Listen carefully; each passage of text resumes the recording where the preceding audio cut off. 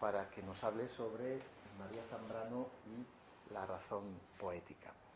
Y entrar de lleno en qué es esto de la razón poética y por qué llegamos a ese punto. Yo quiero dar tan solo unos datos biográficos tuyos.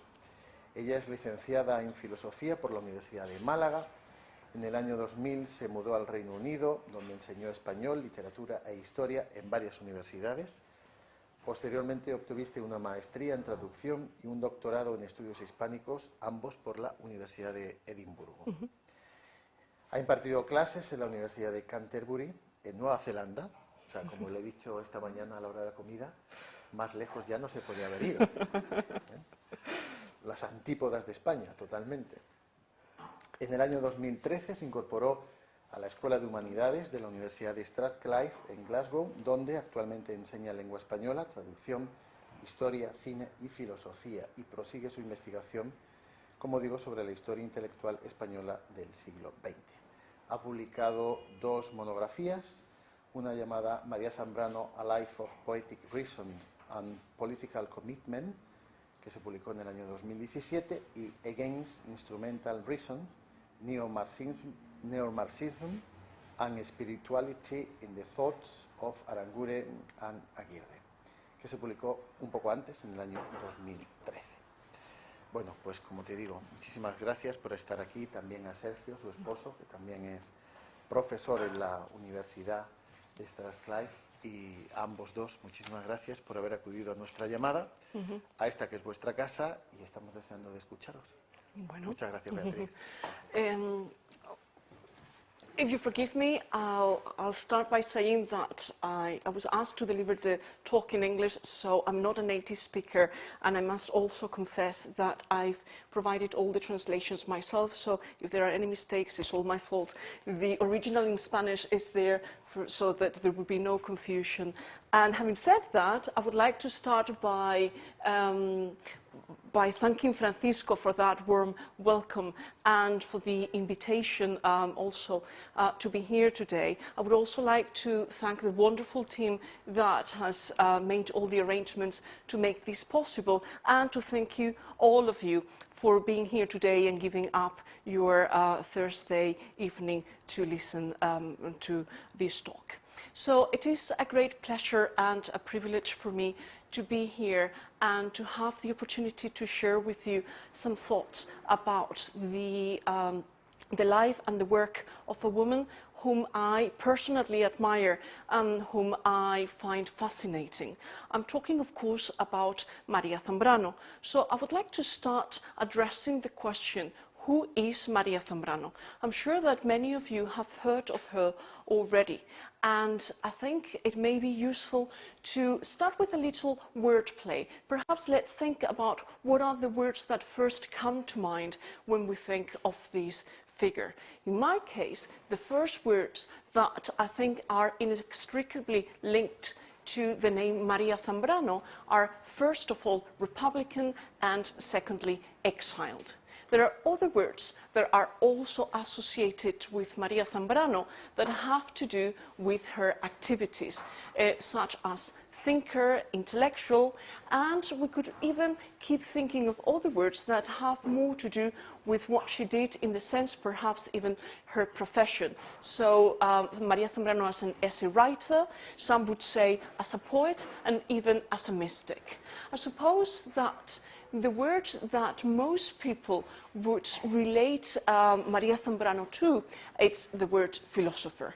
However, as I would like to show today, Maria Zambrano had a very uncomfortable relationship with philosophy.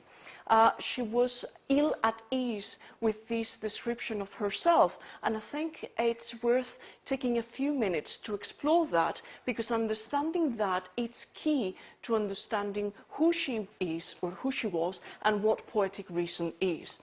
So if we examine for a minute a quote from Hacia un saber sobre el alma, Hacia un saber sobre el alma is a compilation of essays, of some of her first essays.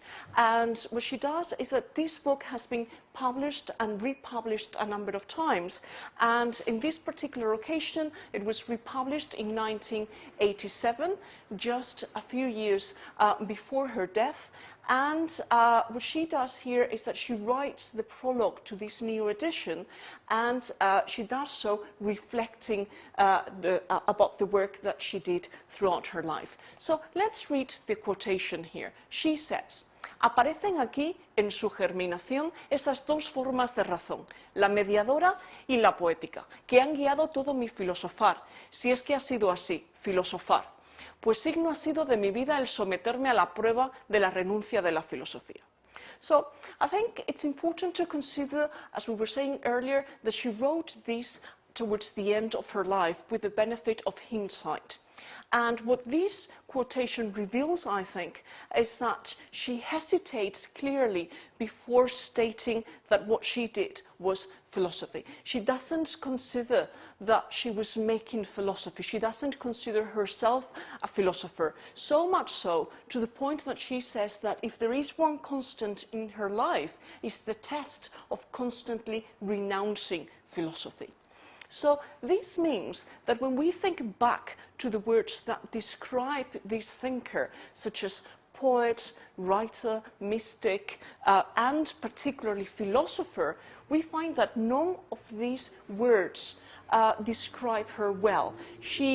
Labels don't suit this thinker because the gist of what she did was all about defying labels, was all about overcoming established patterns of thought. And that is why it's important to emphasize that what she was aiming for was not doing philosophy, but doing something else. So perhaps I'm getting ahead of myself, and I think now that we have that idea with us, it's well worth going back to the question, who is Maria Zambrano? And this is the question I would like to address in my talk today. And in order to do this, and of course by asking who is Maria Zambrano, we should also consider why she is important. But in order to answer these two, we must remember that in the case of Zambrano, biography and thought go hand in hand, which means that I invite you today to take a journey through Maria Zambrano's life, because we'll see that a number of turning points throughout her life do punctuate and shape her thought. Okay, so asking about who is Maria Zambrano is really tantamount to asking what is poetic reason. So that's the plan for the rest of the talk today. So without further ado, I give you Maria Zambrano. Of course, this is the well-established and renowned philosopher. This is the iconic image, perhaps, of the established cigarette-smoking thinker that many of us are familiar with. And that means that perhaps I'm getting ahead of myself. So let's go back, let's go many years back to where it all started. Maria Zambrano was born at the turn of the century in 1904 in a small village in Málaga. The name is Vélez Málaga. Okay, this is a picture of Vélez Málaga, and she was born there in a very, I would say, privileged and exceptional situation. Why was she privileged? Because she was the daughter of Don Blas Zambrano and Doña Araceli Alarcón. What is peculiar about her circumstances is that both her parents were actually teachers. And this means she had exceptional access to learning and to education. She received a very rich and comprehensive liberal education, which was not the norm at the time. To give you some context, it's interesting to look at the illiteracy rates at the time. So if we go by the data provided by the UNESCO, around the 1900s, the illiteracy rates in Spain were of 61% of the total population. That is to say that over half of Spain was unable to read or write. Now, that number is even higher if we're focusing on women. That means 71% of women, almost 3/4 of women in Spain were unable to read or write. So if we go back to Zambrano, this emphasizes the idea that Zambrano did have a privileged and exceptional upbringing, and she was very much aware of that. This is important to take into account because that meant, in the particular case of Zambrano, that she was very much aware that because of that privilege, as an intellectual, she also had the responsibility to do something practical, something of use to her fellow citizens and to the rest of humanity with that intellectual position of hers. Okay? So, she was born in Vélez, Málaga, but it didn't take the family long to move to Segovia. So in 1909, her father was offered a teaching position in Segovia where she would spend her formative years. As I was saying, she had access to schooling, but not just that, she also read avidly. She read the books that she found in her father's library, which included books by contemporary thinkers. But she did more than that. She not only read books by contemporary thinkers, she also had the chance to meet some of them while she was in Segovia. Specifically, she met personally Miguel de Unamuno and Antonio Machado, both of whom were close friends with her father. Now, these two thinkers were very influential in Zambrano's life. From Unamuno, she learned the insufficiency of reason. And from Antonio Machado, she learned the communicative power of poetry. So, in 1926, she moved to Madrid. This changed everything. In 1926, Madrid was a vibrant city. It was a city full of intellectuals and artists, and it took Zambrano no time to be an integral part of that community.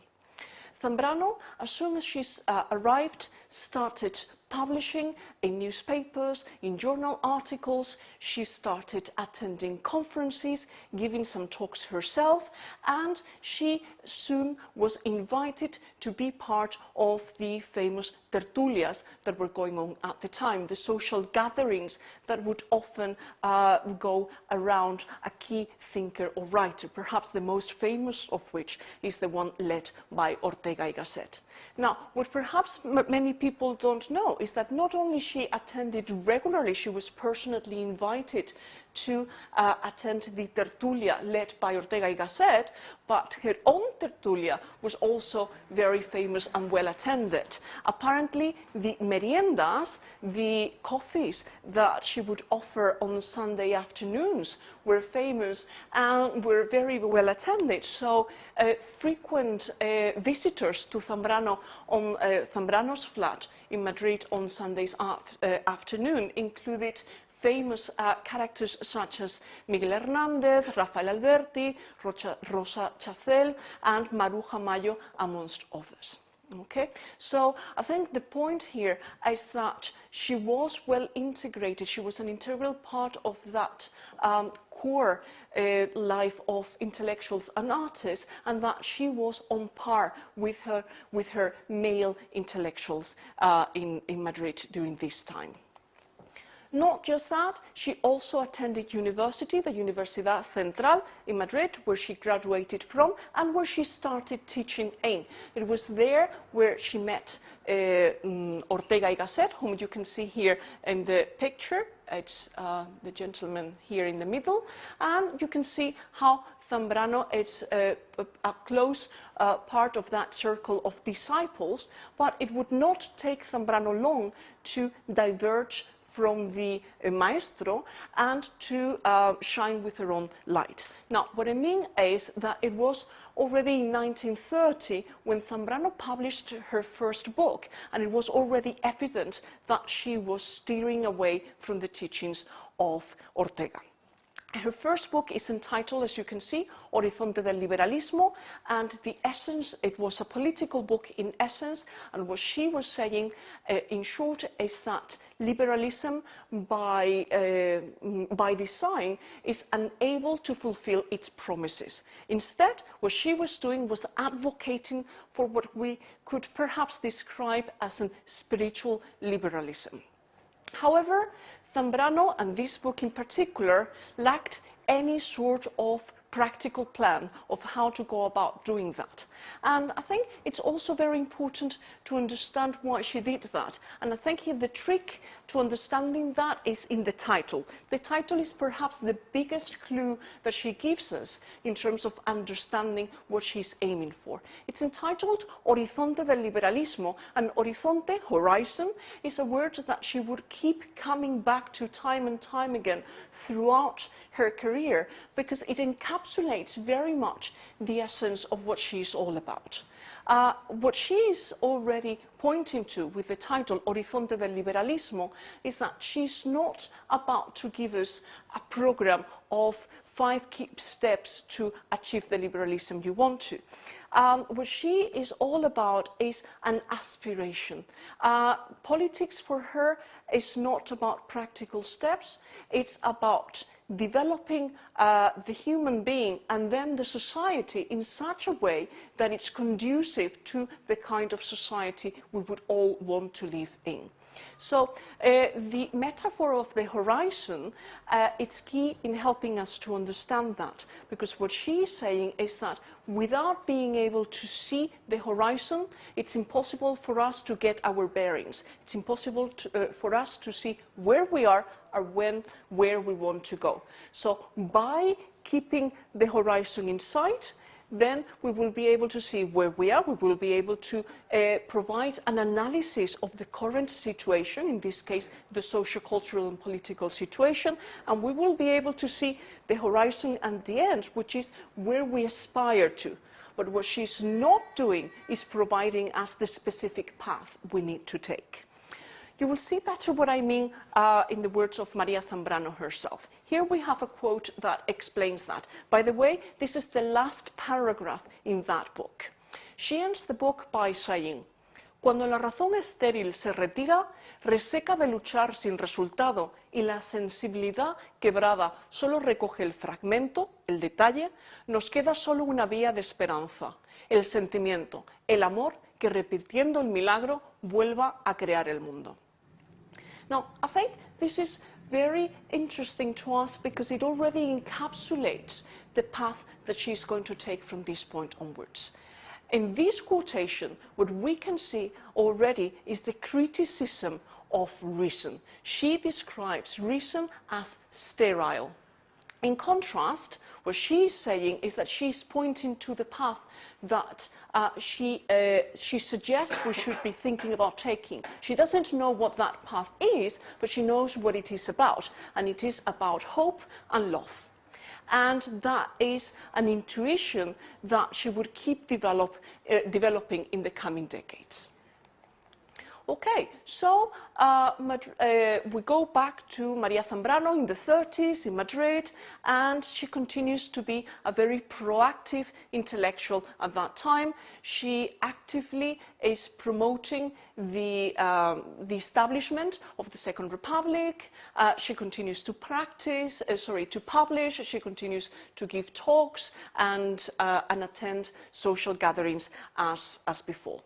But of course, everything changes on the 14th of April in 1931, which is, I'm sure, a date that many of you may be familiar with.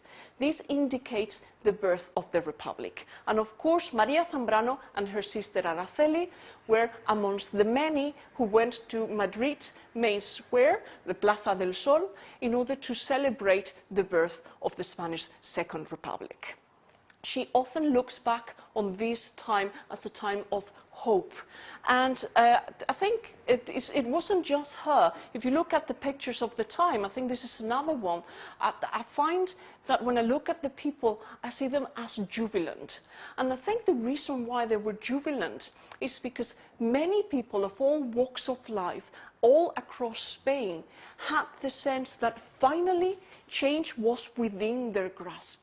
They had the sense that finally they could accomplish the social, cultural, economic changes that they were all so desperately hoping for. Of course, those seeds of change were also the seeds that led to the Republic crumbling down in such a short period of time. Why? Because of course, what exactly those hopes meant was very different to very different people, and the Republic eventually was unable to fulfill all of those promises. What it's important here is to remember that Zambrano bought wholeheartedly into this Republican dream. However, nevertheless, when the Republic was born, she was actually offered a position in Parliament, which she refused. And this lets us know, once again, she says specifically that she was just not cut out for politics.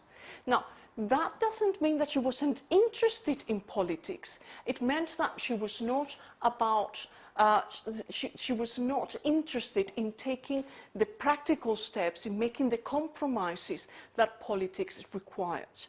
And she made a conscious decision at that time to devote her time entirely to thinking. Okay? So, again, things changed drastically on the 17th of July 1936, which of course is the date of the unsuccessful coup d'etat that led to the Spanish Civil War, which, as you know, lasted for 3 years. So, what was the reaction that Zambrano had at this point? Zambrano, like many other intellectuals, reacted quickly by gathering support in the form of a manifesto, and she liaised actively in order to make sure that as many intellectuals as possible showed their support on the side of the Republic, and they entitled it the Manifesto of the Alliance of Anti-Fascist Writers in Defense of Culture. Despite her commitment to the Republic, of course, life goes on, and soon after this, in September of that same year, Maria Zambrano got married to Alfonso Rodríguez Aldave, who was a diplomat by profession. This meant that he was assigned as a cultural attaché to the embassy in Chile, and the couple moved to Chile at that time. Neither she nor her husband gave up their support for the Republic. In fact, they made the most of their position there to raise awareness about the situation of the Republic, and they continued to follow the events in Spain with a very close eye. So much so that in June 1937, they took a surprising decision. They decided to go back to Spain. Now, this was a surprising decision because by that time, it was already very clear that the Republic was on the losing side. And so much so that upon their return, and journalists approached them and asked, "Why do you return to Spain? ¿Por qué vuelven a España si la guerra está perdida?" And her answer was very succinct. What she said was, precisely because of that, precisamente por eso. Because the war was lost, she felt that she had to be there and to do what she could and support her fellow Republicans. So she did just that. Her husband went to the front and she joined the Republican government. She was offered a couple of official positions, and she acted as counselor of propaganda and counselor for the evacuated children. As such, she worked as an editor and as a writer of a number of journals, such as Hora de España, and in addition to that, she kept writing books of her own, such as El Drama Los intelectuales en el drama de España, also published in 1937, which of course the key here is in the title is exactly about that, the role of intellectuals in the Spanish Civil War. So, Poetic Reason. She did not forget about Poetic Reason during this time. In fact, remember that Poetic Reason as such did not exist just yet. So we go from what she stated in Horizonte del Liberalismo, which is that she knew there was something wrong with reason. Reason was not working. It was sterile. And she thought the path of hope may lead to where she wanted to go.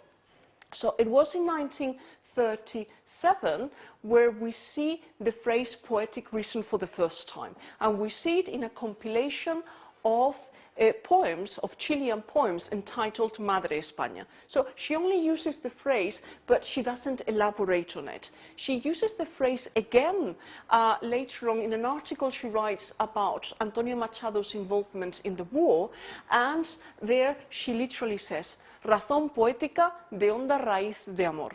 But she doesn't go any farther than that. The seeds, however, were already planted.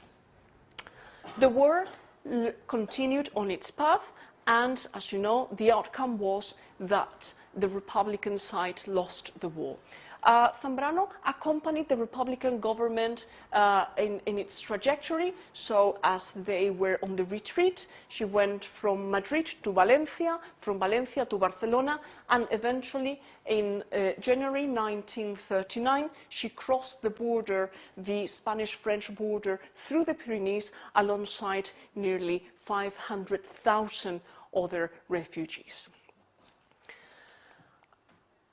Of course, these were traumatic times for Maria Zambrano, and she revisits this experience a number of years afterwards in a publication known as Delirio y Destino, where she tells us exactly how she felt upon crossing that border. She says, eran ya diferentes, tuvieron esa revelación, no eran iguales a los demás, ya no eran ciudadanos de ningún país, eran exiliados, desterrados, refugiados.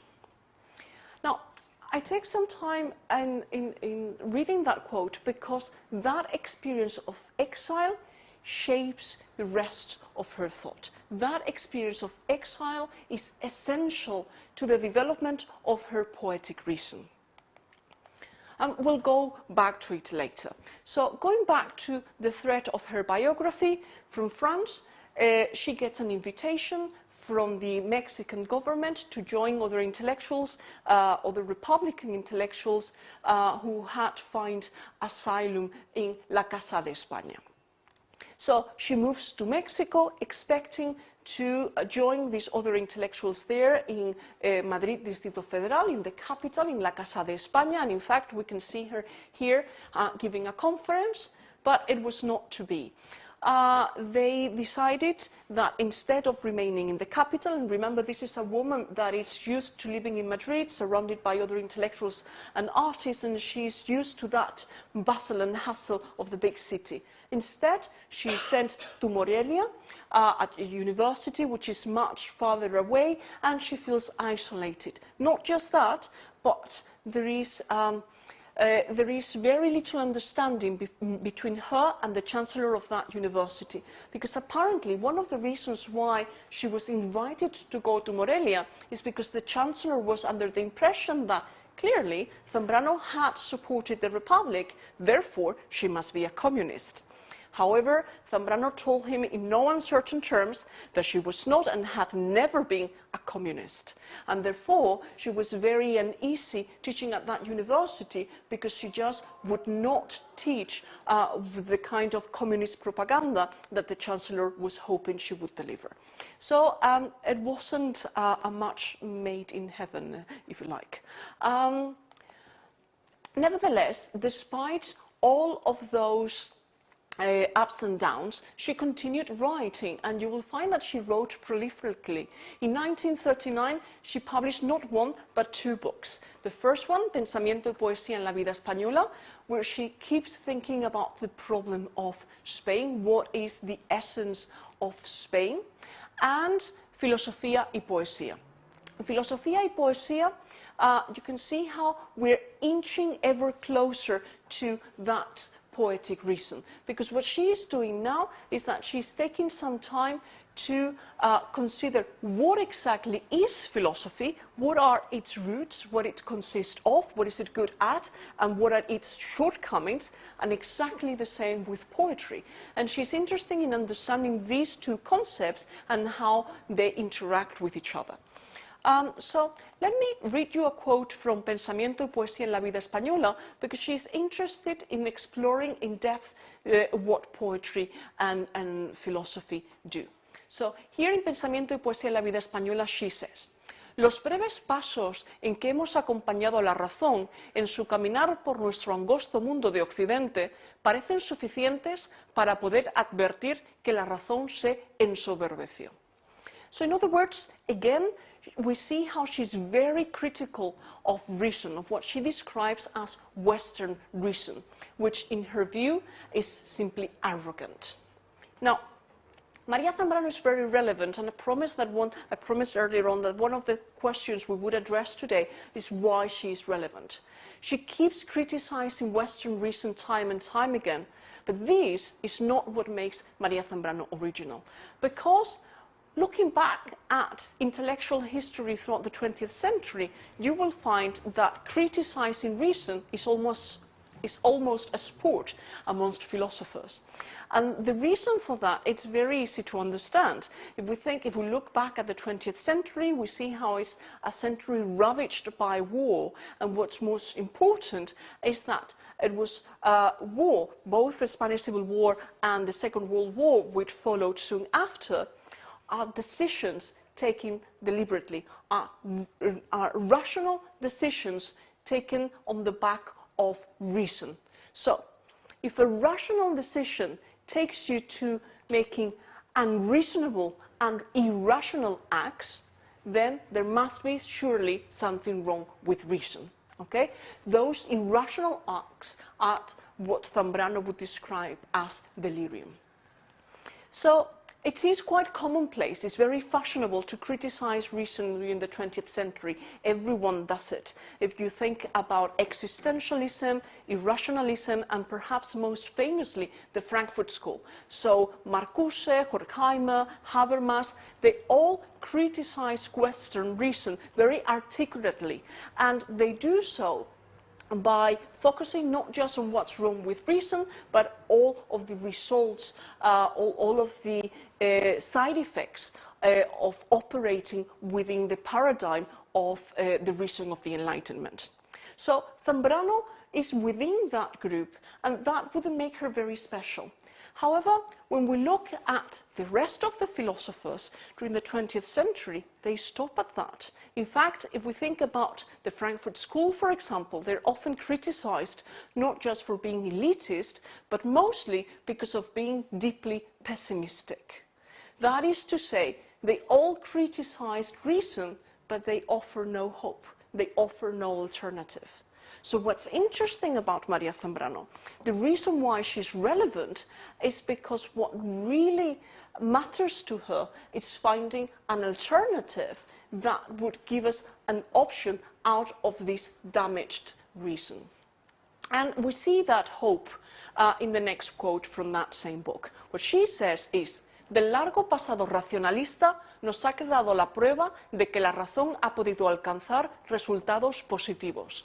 Se trataría, por tanto, de descubrir un nuevo uso de la razón, más complejo y delicado, acercar en suma el entendimiento a la vida, pero la vida humana en su total integridad. So what we see here is that Zambrano actually acknowledges that there is something positive to come out of reason, not just reason, but even rationalism. Nevertheless, she realizes that that per se is not enough. Okay? So what she's saying is we have to go beyond that, but always within reason. I don't want to give away with reason altogether. What I want is to find a reason that is richer, that is more complex, and therefore a kind of reason that is better suited to reflect the experiences of the human being in its integrity. Okay, so that is what she's searching for.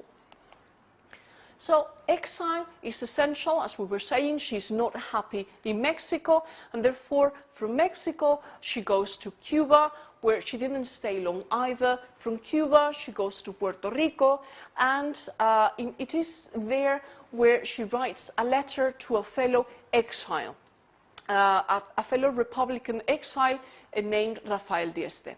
In this letter, she gives us another clue of what it is that she's searching for. She says, algo que sea razón, pero más ancho, algo que se deslice también por los interiores, como una gota de aceite que apacigua y suaviza como una gota de felicidad.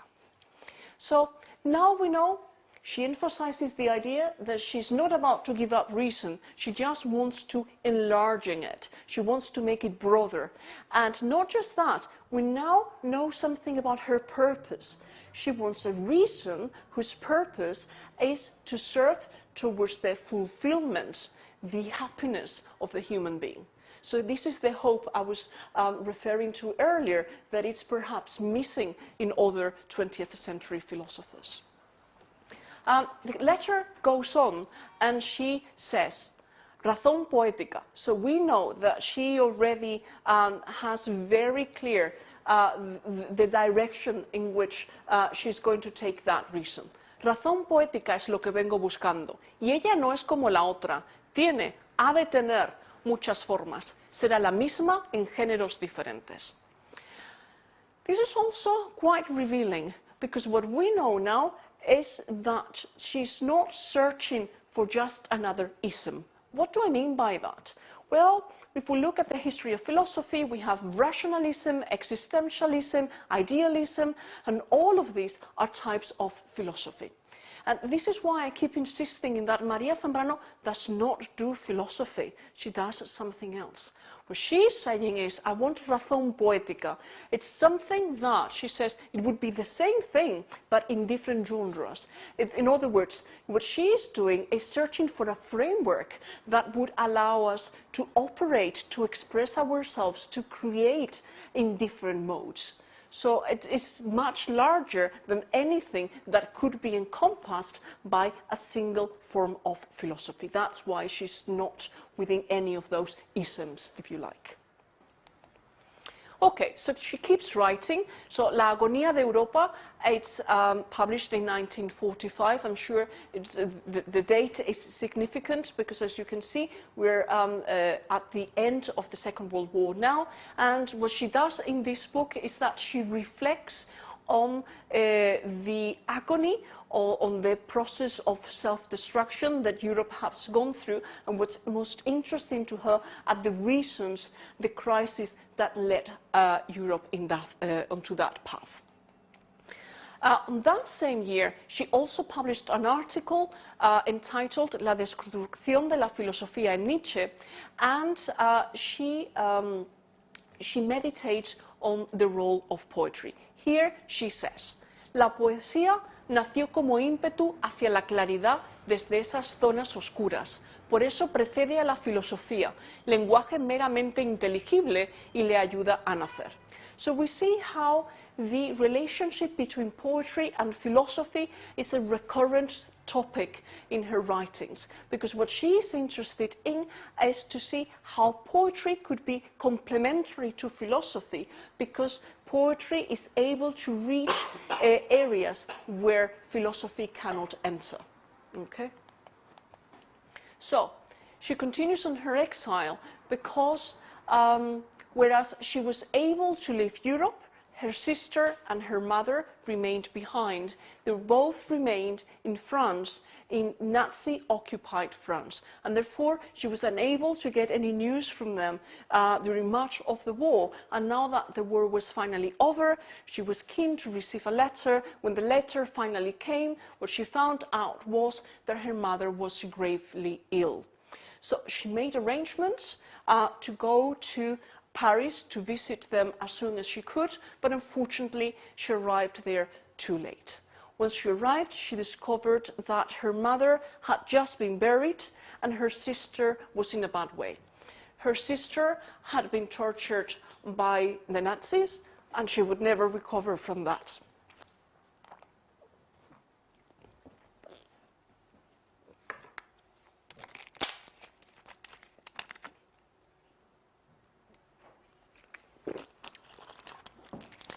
At that point, she decided to never leave her side again.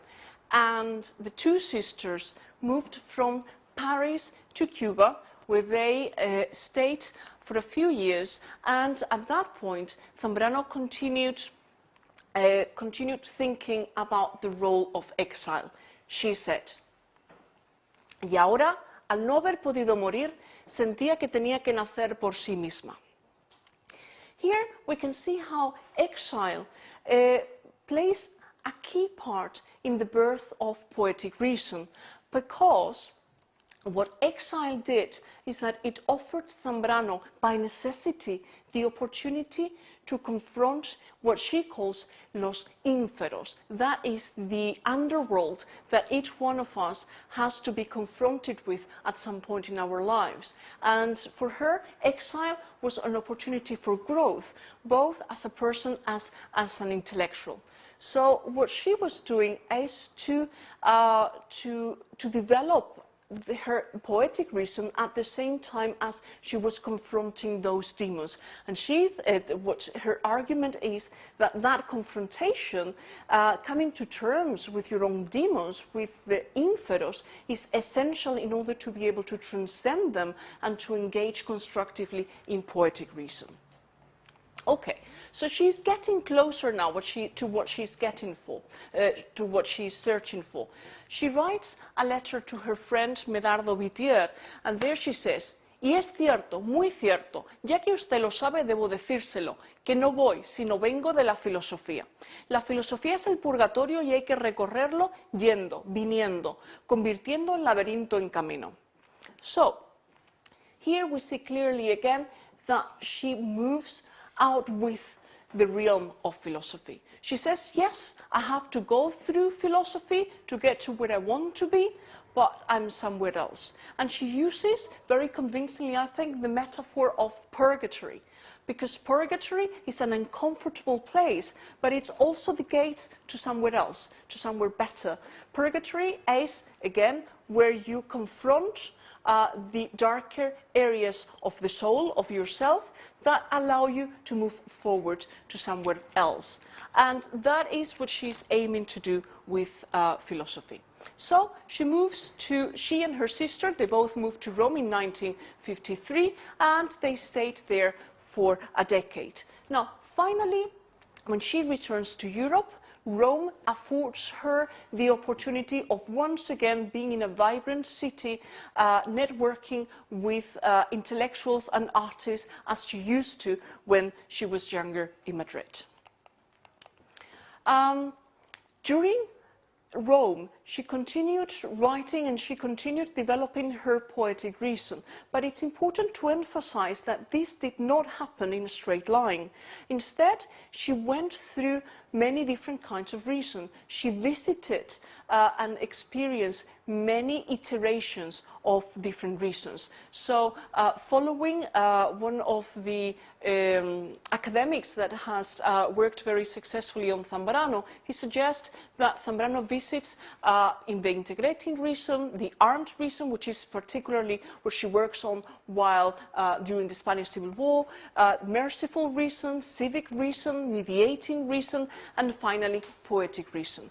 So it's important to emphasize this does not happen in a straight line, but she goes around and she moves from one type of reason to the other. And what poetic reason does is that in many ways it integrates all of them without being any particular one of them.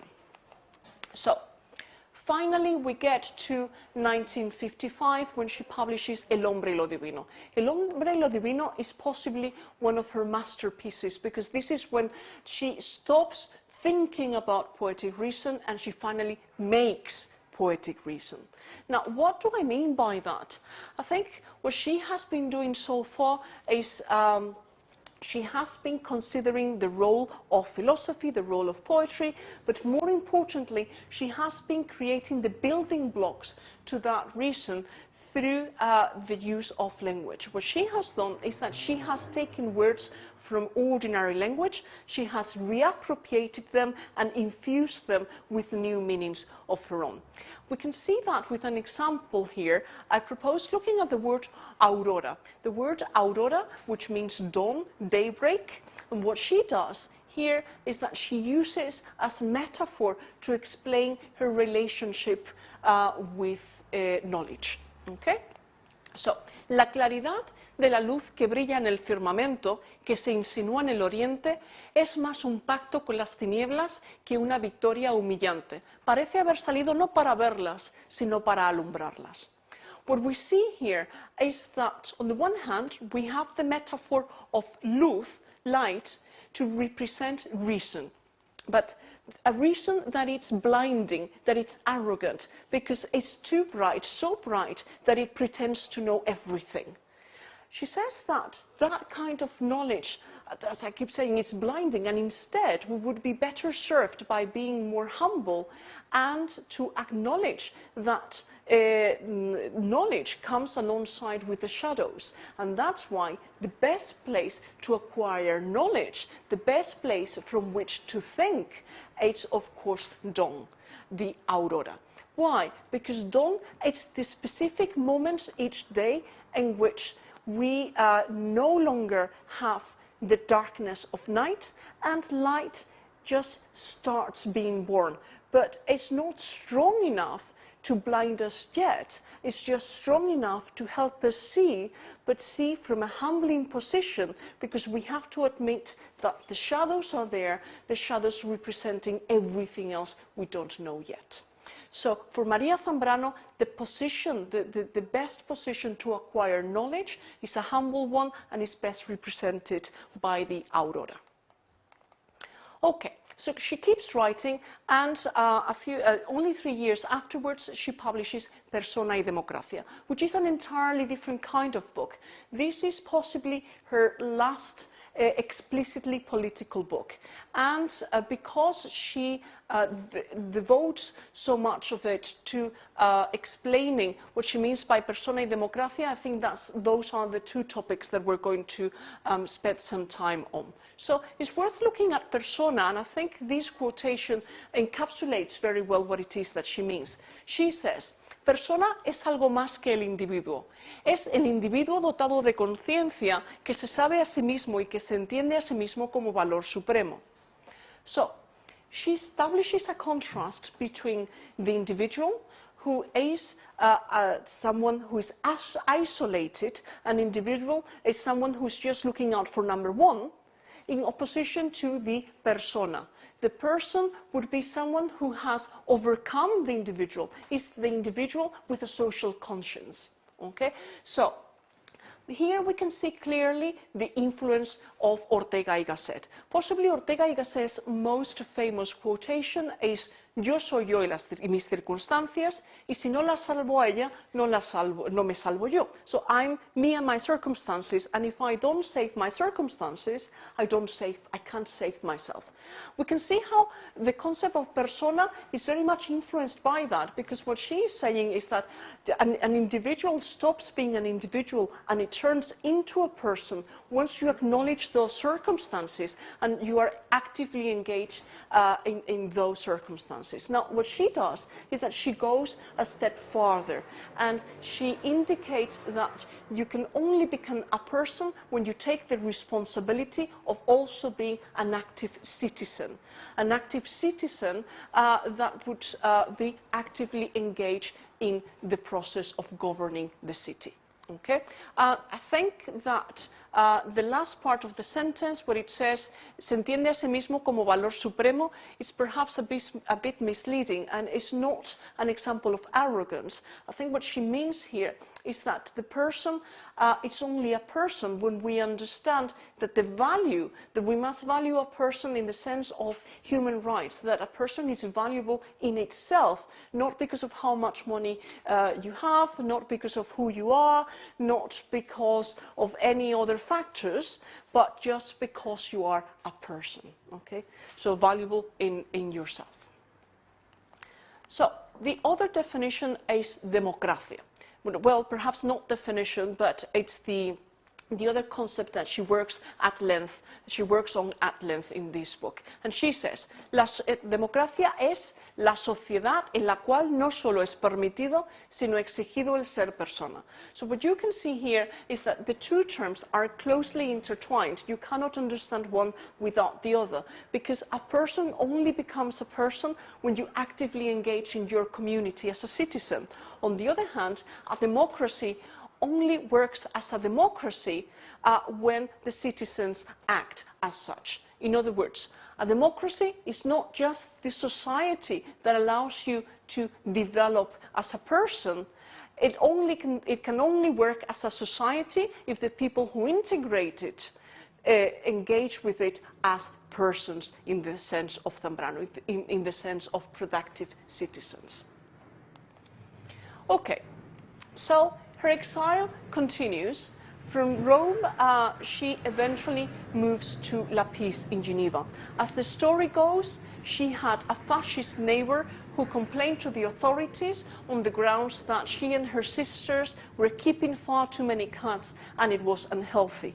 As a result, she received an order from the government that she had to leave the city the very next day. A friend of hers who worked in government interceded on her behalf, and they were given a week instead.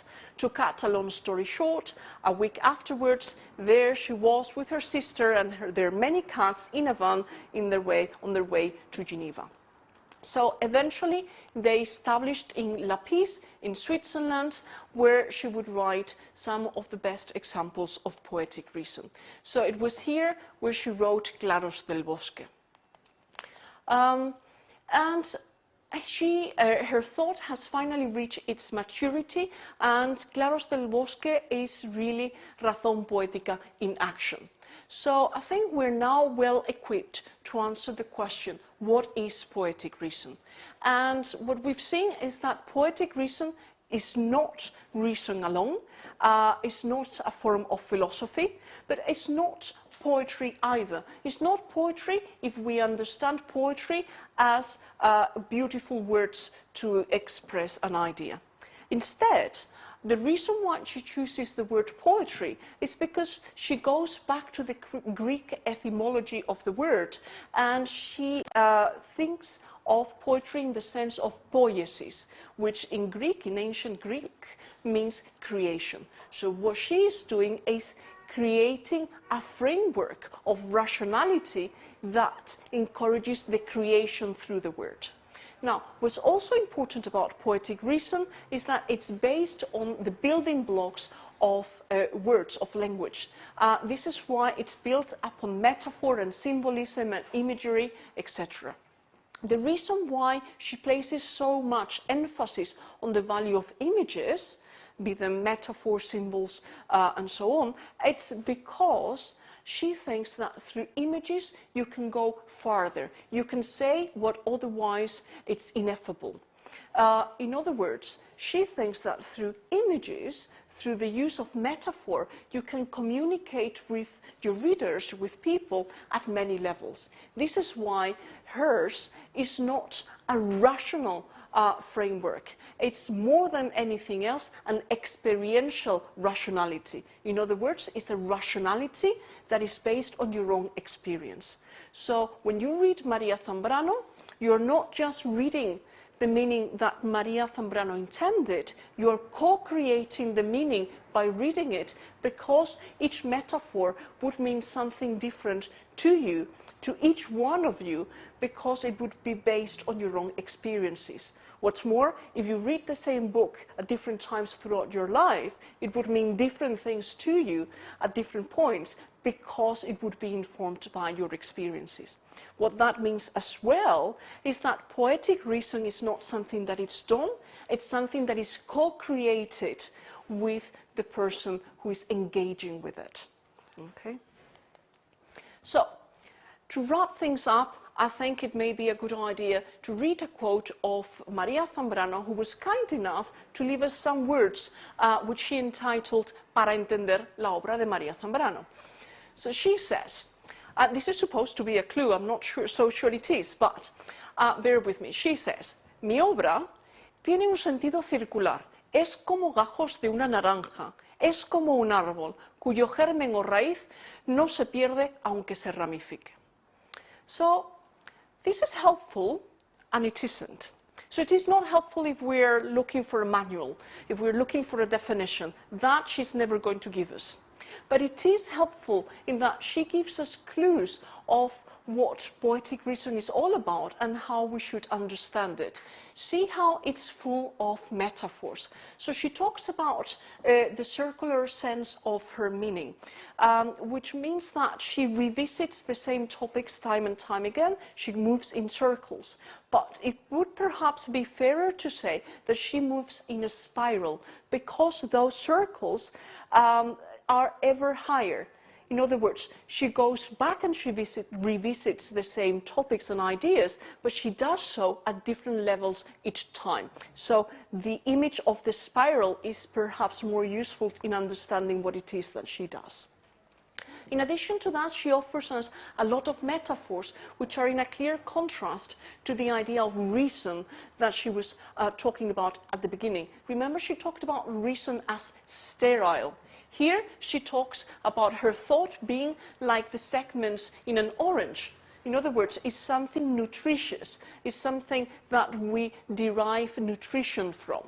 At the same time, she talks about her reason as a tree, and she talks about how it branches out.